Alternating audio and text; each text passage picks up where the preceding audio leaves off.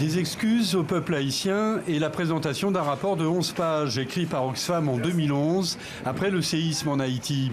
C'était le but de la rencontre entre l'ONG et les autorités haïtiennes ce lundi à Port-au-Prince, document dans lequel l'organisation estime qu'il lui faudra initier de nouveaux mécanismes pour informer des dérives sexuelles et comportements de certains de ses employés, mais Oxfam réfute tout manque de transparence.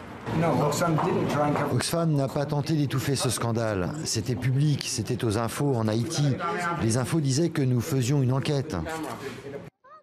La semaine dernière, Haïti a annoncé vouloir mener sa propre enquête sur le scandale de prostitution qui implique des employés de Oxfam, dont son ex-directeur à Port-au-Prince.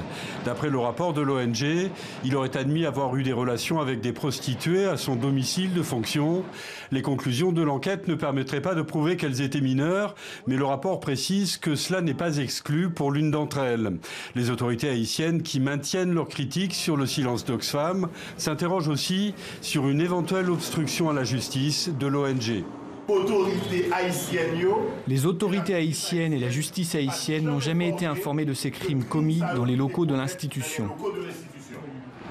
Depuis les révélations en Haïti, d'autres scandales sur les abus sexuels d'employés d'Oxfam ont été signalés au Soudan du Sud ou au Libéria.